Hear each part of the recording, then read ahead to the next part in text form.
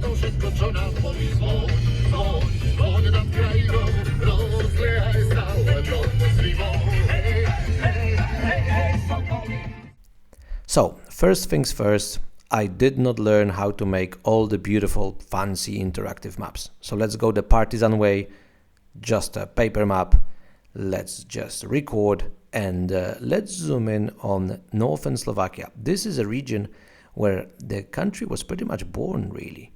So let's have 4 important towns: Žilina, Martin, Rožomberok, and Liptovský Mikuláš. So here, for around a week, we're going to hover around and learn the basics. So off we went, and immediately across the Polish border, our first stop. With this pretty amazing background, before I prepare all the equipment, let me invite you to a very interesting spot. Welcome to the Museum of the Orava region, an open-air ethnographic museum, or simply a skansen. I think the word makes it much easier to remember. Now, they're pretty much all the same, because in the end what you get are plenty of huts and cottages from 100 or 200 years ago, but sometimes you cannot simply rationally explain things, and that's one of them. I kind of feel drawn to them. There's certain magnetism, maybe some kind of magic even. Anyway, I see one, I have to visit it, and now we're gonna visit one with me. Of course, it's not only about irrational love and magic, it's also educational. Now, using the word education, let me take you to a local school. Now you may ask, what kind of a school? It's just some random cottages. Well, little villages had little schools, and actually there were no classrooms. You would have kids, a bit older, a bit younger. First in the morning, the younger ones, and then the older ones in the afternoon. One curiosity is the teachers used to live in the place where they teach, or actually one teacher, and here's the teacher's quarter. Now we're not going to have a closer look there, let's have a closer look at the classroom, and that's it. That's how things used to look like back in the day. But even under such circumstances, sometimes the greatest people appear. In this very classroom, Hviezdoslav, a very important Slovak 19th century poet, used to take his first educational steps. But here is another very curious thing. Now this is a machine that was used to clean huge pieces of cloth. Now, it was properly described how it actually works, but there's a little issue. My mind and engineering, they don't really click very well together. So if you ask me how it works, I have no idea. I tried understanding it. I think there were like 2 horses here bound together, and they were... Anyway, listen, this is how I felt trying to understand the engineering part of it all. So you know what, let's move on. Let's visit this huge house. Now this is a house of the local yeoman. Now, first of all, listen to the floor. Does it crack? It does. The floor is made of wood. We're definitely in an important place. Let's have a look at the private quarters first. Now this was the place for the ladies. And as you can see, there was some weaving going on. But have a closer look here, a bit to your left, at the oven. We're gonna go back through that part later on. But here we've got the official public business part. So here is where our yeoman would talk to important people, but of course there are important and more important. The more important ones are invited here. And it's not only the benches and the uniform, there's the Austrian Emperor Franz Josef himself presiding over it all. But let's have a look at the private quarters again. See, here is the oven from the other side. It's not simply an oven. It's actually a little furnace, which here doubles as a bed. So in such places, either the elderly or the children would sleep. So here you've got it. The public, the private parts of the house of a local yeoman. Fantastic. Let's move on to another wealthy gentleman's quarters. This time we're not going to enter the cottage itself. We're going to have a look at 2 details. So here you've got a private well. That's definitely a wealthy peasant. But also, mind you, There were no fridges, but of course it doesn't mean that you don't have a place to store your food. Not only food though, beer, for example. Now do remember that what we're drinking today, the type of beer is called lager, and it's German, it means basement. Well, here it used to be stored. But now let me show you another very important bit. A gentleman who emigrated to America. When he came back, he wanted to show off. Now this is not simply a chimney, it's a chimney made of lead. And here, even better, ceramic tiles. Now that's rich. And gentlemen liked also fishing. So talking about fishing, let's have a look at another very important thing, a workshop of a local smith. So let's continue with making alcohol and bread. And because most of the people here were shepherds, of course, sheep and all the byproducts were very important as well. Now what you saw were examples of, well, basically simple cottage sustenance. But for some people that was not enough. Some of them started preparing cottage industry. And that's what you're going to see here, a little cottage silk factory. Now, that means you had people who were very well off, and the person who lived here definitely was an example. He felt sun is always bright and on his side, as you can see by the door. But the person who lived in this cottage had a different view on the world. Here, a little place to store wood.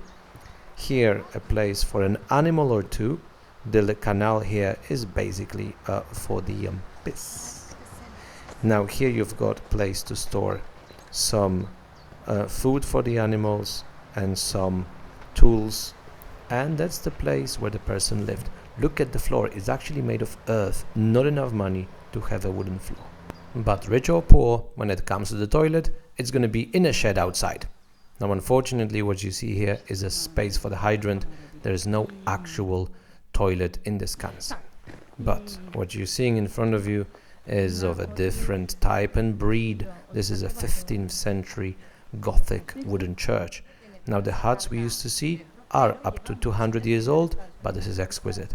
And not only outside, we're gonna take a look in the interior, of course, and what you are going to find is absolute craft. So those are several hundred years of paintings on wood and of carving. Absolutely amazing. So let me use this place to spirit you away to a little town called Tvrdošín. Yes, I know it's difficult to pronounce, but here you're going to find another 15th century Gothic wooden church. And the difference being the one before was in a museum. Now this one is in an actual town, as you can see, and not simply in a town, it is surrounded by a cemetery, as it used to be for hundreds of years.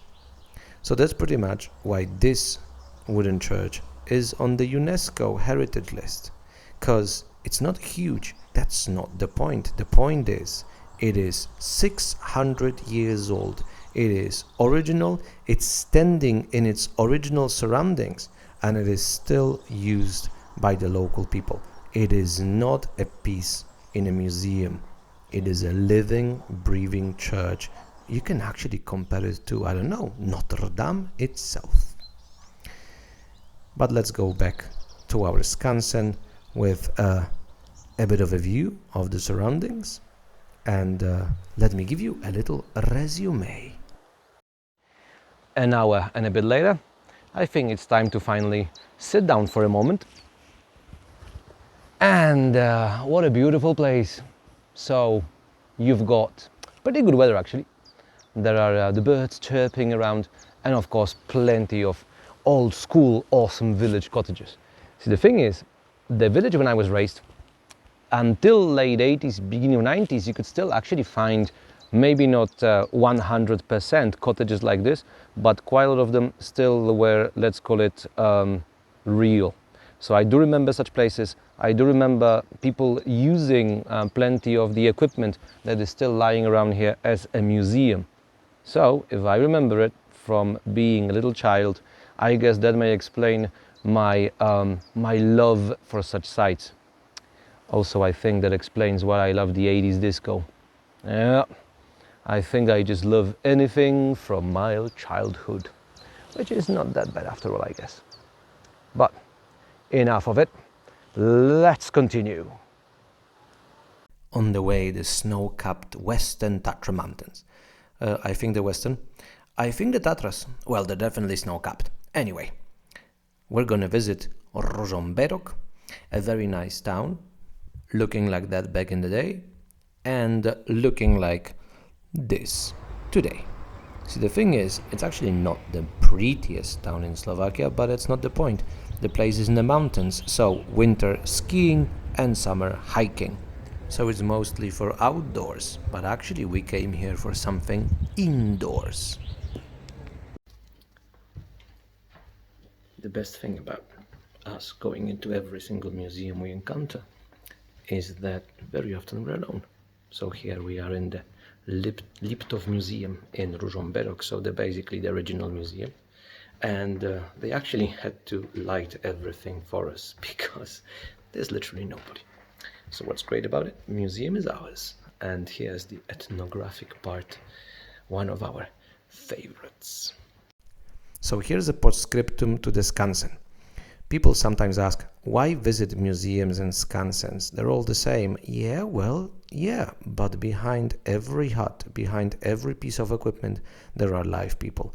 So all the uniforms that you see in the museums, people used to wear them. All the tools, people use them. So simply because of the human factor, it is most definitely worth visiting such places. And you may say, but they're very poor, they have nothing to show. That's not true. Poverty doesn't necessarily mean simplicity. It can mean joy, happiness, and amazing artistic talent. Look at the Jesus here. And even if you don't have amazing artistic talent, here's an example. Doesn't matter. It's about the human factor in the end. But the bishop here is bored with my wisdom, so now for something completely different. In between all the important historical places and so on and so forth, you need to grab lunch, right? So here we are in a place called Czarne Kamienie. See, the thing is, it's not only about lunch, they make their own beer. Now here you have Nowa Rupta, that's what Vicky decided to try. So there it is. It's supposedly an IPA full of flavors of citruses, and I think Vicky likes it very much. Yeah, strong, cold and nice. Now here you've got a nice shelf, and hopefully you can hear the beautiful 80s disco in the background. But now, enough of that, let's get to work. So now, well and properly oiled, let me take you out of town to the rural part again. You've got some very beautiful views behind me, right? We arrived in one of my personal favorites when it comes to the Slovak folk culture. I mean, I haven't seen too many places yet, but it's already one of my favorites. Now, when it comes to the skansens, they're all fine and dandy and everything, but they are museums. So, good thing, you can actually enter the cottages and kind of roam around and see all the old crafts and everything, but somebody set it up for you. It's not real, right? It's set up. So here we are in Vlkolínec, which is basically a living, breathing skansen. The place, at least officially, pretty much lives the way it used to for tens and hundreds of years, which I guess is not the case really. But what's important is that the village pretty much still has its urban plan intact. At least officially, most of the buildings are made of old materials and according to old rules. Of course, we can't really check it out. We can't really enter the places because if it's a living, breathing place, it means people actually live in those places, so they're private. You can't really walk in, and I guess that's understandable. Anyway, I love the place. I feel very good vibes here. So let's walk around a bit. But before we enter the village proper, let me just show you one more little vista, one more little view. Look at the meadow, look at the green color, look at the mountains, and because it's beginning of May, look at the flowers on the tree. So romantic, so beautiful. Well, anyway, let's enter the village finally. See, the thing is, as I told you, it's a live place. So there are normal people living here, and they are very much aware there are abnormal tourists coming. So you are actually going to see things which are rather touristic, not much to do with the traditions of old. Well, anyway. Now, normally you would find churches in the middle of the village. Here it's on the outskirts, and yet it is the social center for hundreds of years. Pretty much the only place where you could come and have a chat. So next to it, already in the modern times, you have a school, and this is pretty much, let's call it, the center of public life. Now here is a little plaque. Now I'm not going to tell you about it at the moment, but it is going to come back one of those days during a certain topic. So we are leaving the church behind us, and we're going to go to the very center of the village, and you're going to see a bit of everything on the way. Here you have some examples of beautiful old school architecture with those little roofs above the attic windows. And here, a bit of a mix. Still, architecture is old school, but there's a modern car. And then pure modernity right in front of you. So, as you can see, a bit of everything. After all, it is a 100% living village. And now here's a little treat. Something I missed in Wisconsin, and I found it here. See in the background? That's a good old school toilet. Life is so much better right now. Well, let's continue. And here we are arriving at the center of the village, which supposedly is a very important borderland. So, to your left is the lower Vlkolínec, and then to our right is upper Vlkolínec. So I can imagine here all the fights between the two parts. Well, in the end, even in such a small place, there had to be some kind of divisions. So, human nature right there for you.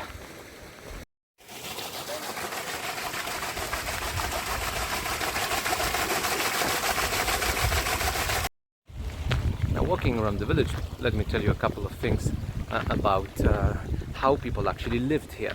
Because now it's beautiful and sunny, and you've got the wonderful mountains and views around you, and there are tourists coming, and they're all nice and relaxed and everything. That's not how it looked like originally.